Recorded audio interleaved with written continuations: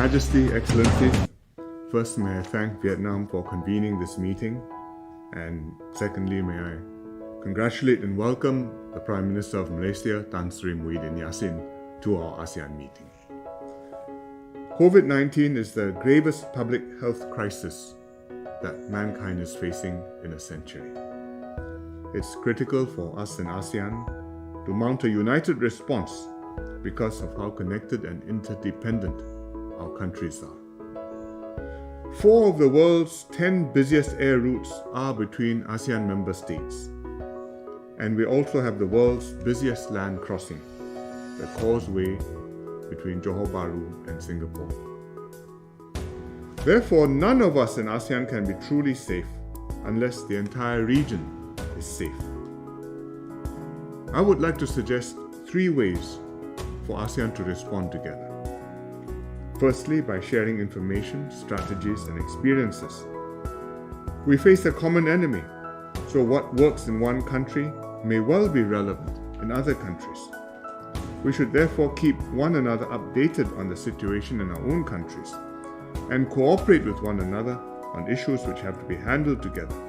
For example, the repatriation of citizens from other countries back home. Secondly, also in terms of sharing information, we should make use of technology to deal with this pandemic.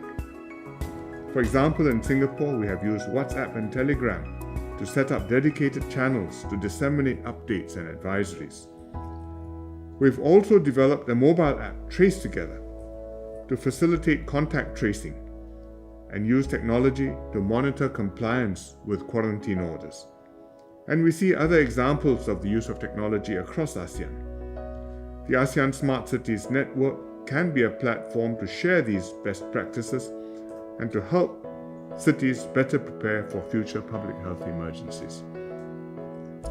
Secondly, ASEAN should collaborate to keep trading routes and supply lines open, especially for essential goods such as food and medical supplies. None of us are self-sufficient in these essential items. Many of us also export goods and agricultural products overseas.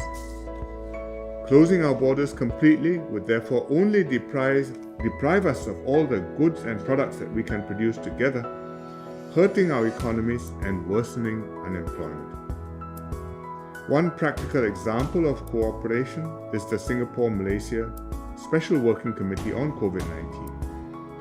Through this working committee, we have kept goods flowing between us despite current restrictions on the movement of people. Under stress, the global network of trade is fracturing. ASEAN members cannot control what other countries do, but we should stand together, maintain trade among ourselves, and persuade our partners to keep trade flowing. Let us task our economic ministers to follow up on what more we can do together to preserve supply chain connectivity, particularly among ASEAN member states. Thirdly, we must build resilience to deal with future economic shocks. It would be useful for ASEAN to have a set of common criteria or guidelines on when to impose travel or trade restrictions and when and how we can relax them and with what appropriate safeguards. We each have our own domestic considerations, but clear guidelines would help us take a balanced, rational approach that takes into account both health and economic considerations. The ASEAN Coordinating Council Working Group on Public Health Emergencies should study this issue. Your Majesty and colleagues, this crisis will fundamentally change globalization. There will be controls on movement of people across borders.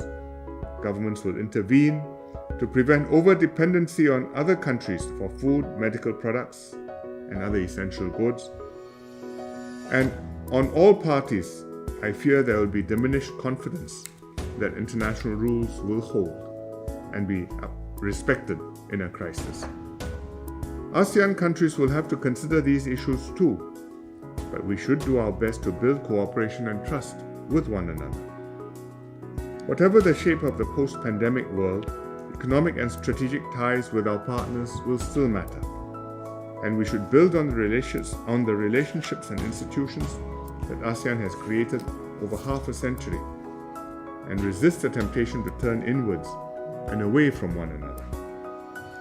As leaders, we have a responsibility to rebuild domestic confidence in the value of cooperating with one another and maintaining an open approach to our partners in the region and around the world, even during this extraordinary period. We should put in place systems and guidelines to effectively handle future public health emergencies, because this won't be the last one. And we should also not lose sight of the work that is in progress. Therefore, I propose that ASEAN should still aim to sign the RCEP this year and should also continue pursuing the Comprehensive Air Transport Agreement with the European Union. Dealing with the immediate crisis while also not losing sight of longer-term objectives is the best way to enable our economies to survive this crisis and to bounce back after COVID-19 passes. Thank you, Mr. Chairman.